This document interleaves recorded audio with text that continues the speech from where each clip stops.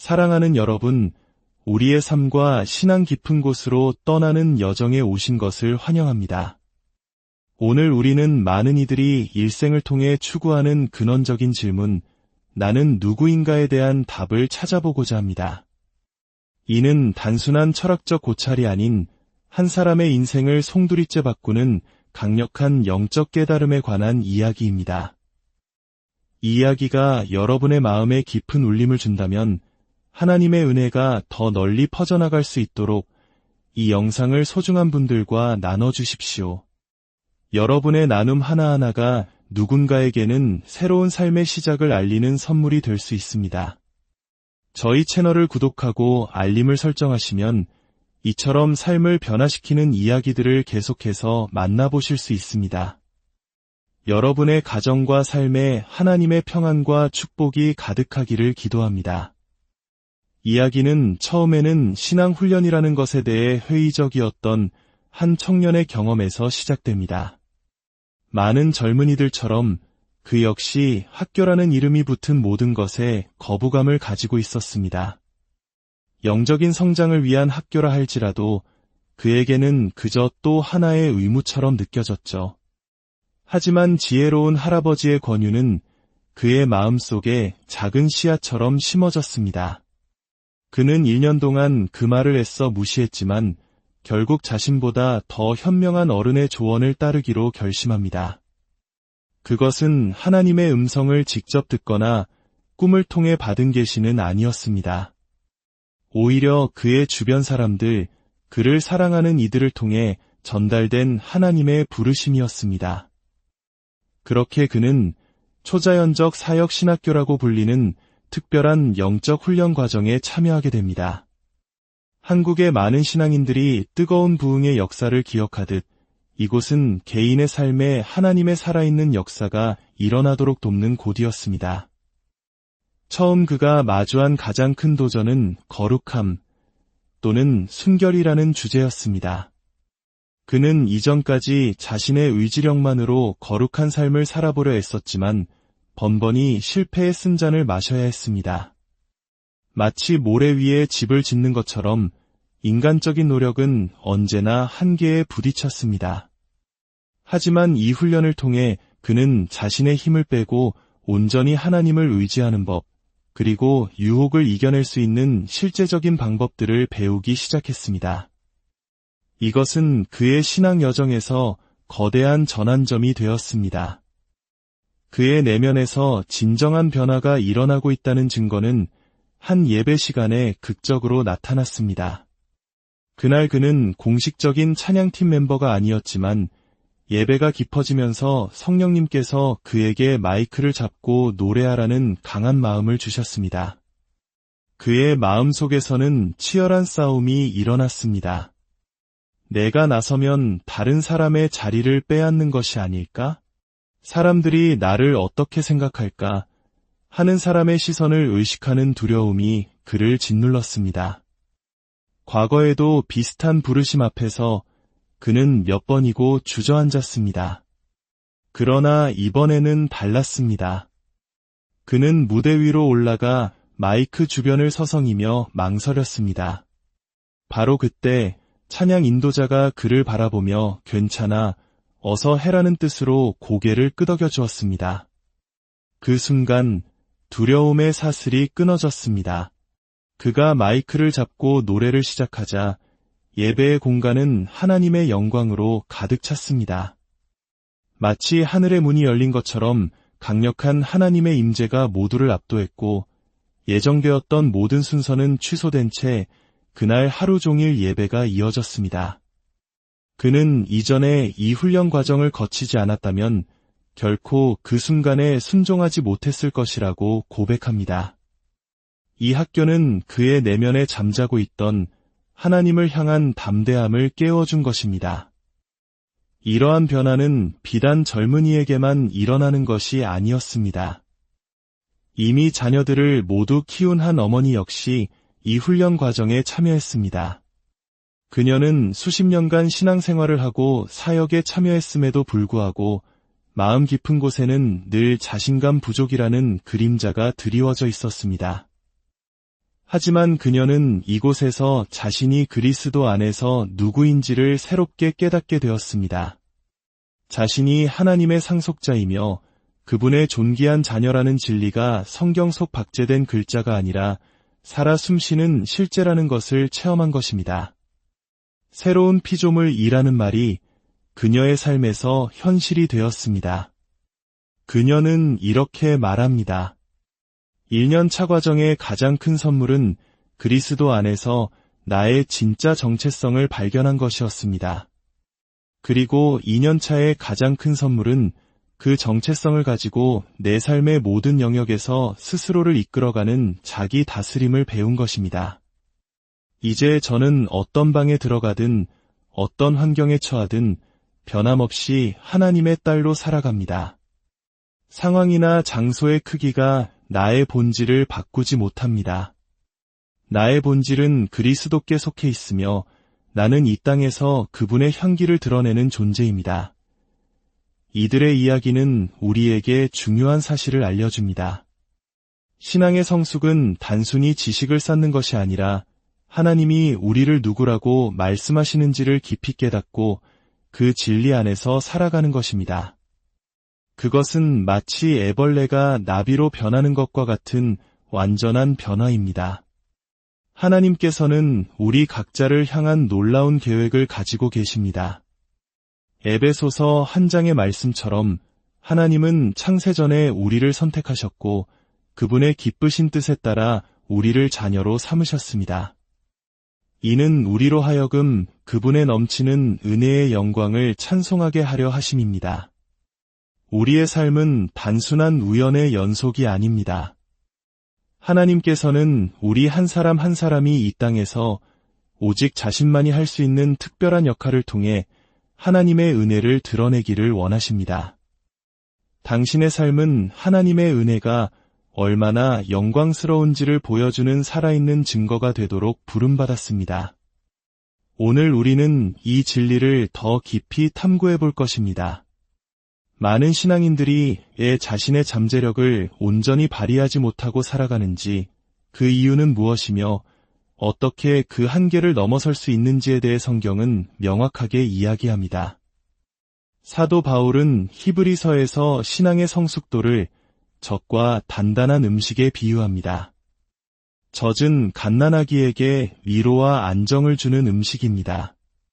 마찬가지로 신앙의 젖은 우리를 위로하고 격려하는 하나님의 사랑과 용서에 대한 메시지입니다.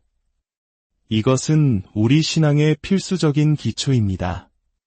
하지만 언제까지나 젖만 먹고 살 수는 없습니다. 성장하기 위해서는 단단한 음식을 씹어야 합니다. 신앙의 단단한 음식이란 위의 말씀을 의미합니다. 이것은 때로 우리를 불편하게 하고 우리의 잘못된 생각과 삶의 방식을 바꾸도록 도전하는 진리의 말씀입니다. 이 말씀을 통해 우리는 옳고 그름을 분별하는 능력을 키우고 영적으로 성숙한 사람으로 자라나게 됩니다. 성숙한 신앙인은 다른 사람이 소화해서 떠먹여주는 지식에만 의존하지 않습니다. 스스로 하나님의 말씀을 깊이 파고들어 자신에게 필요한 영적 양식을 얻을 줄 아는 사람입니다. 위로의 말씀뿐만 아니라 자신을 변화시키는 도전의 말씀까지도 기쁘게 받아들입니다. 로마서 5장과 6장은 이 변화의 핵심을 놀랍도록 명확하게 설명합니다. 첫사람 아담 한 사람의 불순종으로 인해 죽음이 세상에 들어와 모든 사람을 지배하게 되었습니다. 마치 강력한 왕처럼 죽음은 인류 위에 군림했습니다. 그러나 성경은 더욱 큰 은혜에 대해 말합니다. 마지막 아담이신 예수 그리스도 한 분의 순종을 통해 하나님의 넘치는 은혜와 의의 선물이 우리에게 주어졌습니다. 그 결과 우리는 이제 생명 안에서 왕노릇 하게 되었습니다. 생명 안에서 왕노릇 한다는 것은 다른 사람을 지배하거나 억누른다는 뜻이 아닙니다. 이것은 죄와 두려움, 환경의 지배를 받던 삶에서 벗어나 이제 하나님의 은혜 안에서 삶의 모든 영역을 다스리는 자로 살아간다는 의미입니다. 돈이 나를 지배하는 것이 아니라 내가 돈을 다스리고 사람들의 평가에 대한 두려움이 나를 지배하는 것이 아니라 내가 관계를 주도하며 절망적인 상황이 나를 지배하는 것이 아니라 내가 소망 가운데 상황을 이끌어가는 삶입니다. 이것이 어떻게 가능할까요? 로마서 6장은 그 비밀을 그리스도와의 연합이라는 개념으로 설명합니다. 우리가 세례를 받을 때 그것은 단순히 물에 들어갔다 나오는 의식이 아닙니다. 그것은 우리가 예수 그리스도와 함께 죽고 함께 장사되고 함께 다시 살아났음을 상징적으로 선포하는 것입니다. 그리스도께서 십자가에서 죽으셨을 때 죄에 대한 우리의 옛사람도 함께 죽었습니다. 그리고 그리스도께서 부활하셨을 때 우리도 하나님을 향해 살아있는 새로운 생명으로 다시 태어났습니다. 이제 오늘 이야기의 가장 중요한 핵심에 도달했습니다. 성경은 우리에게 이렇게 명령합니다.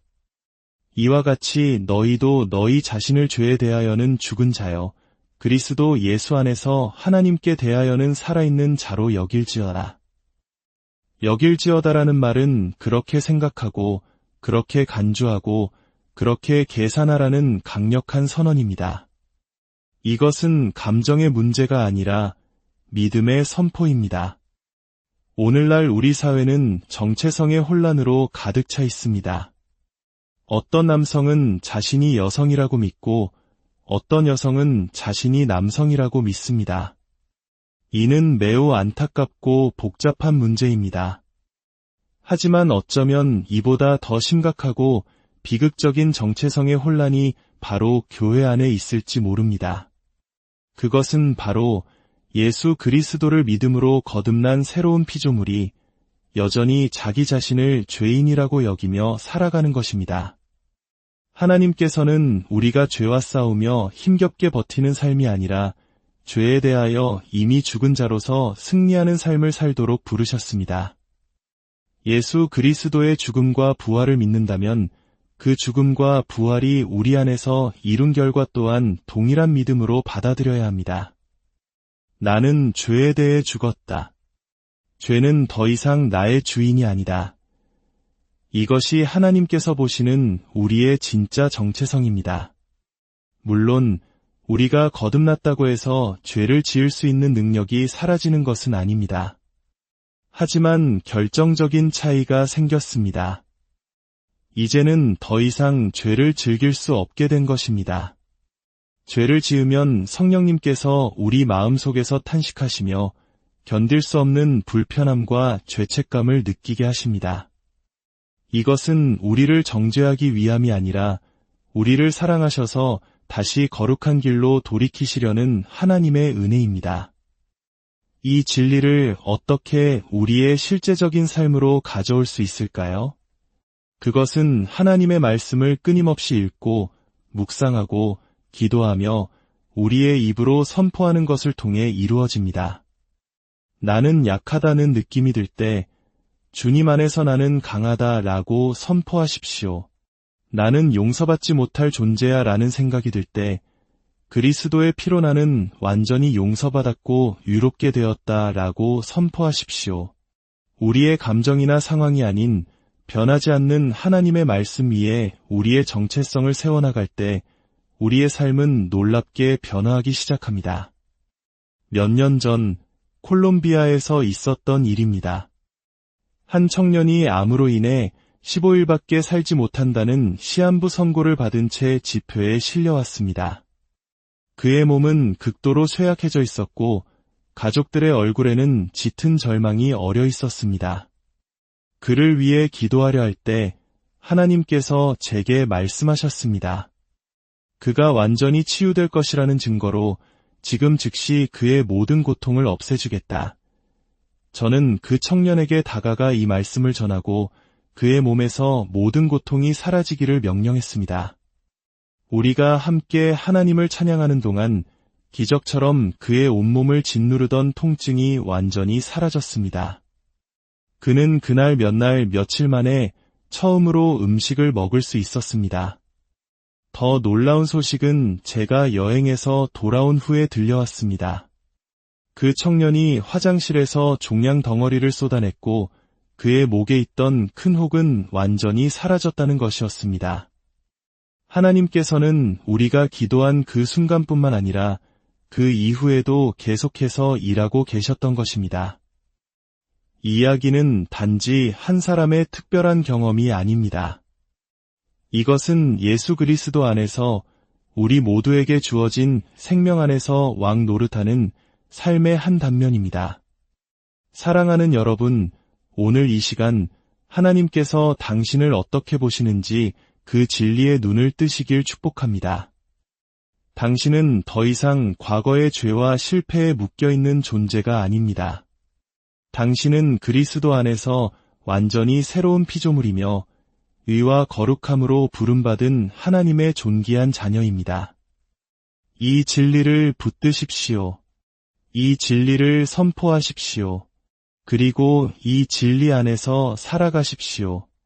당신의 삶을 통해 하나님의 은혜가 얼마나 위대하고 영광스러운지 온 세상에 드러나게 될 것입니다. 주 예수 그리스도의 은혜와 하나님의 사랑과 성령의 교통하심이 여러분 모두와 함께 하시기를 간절히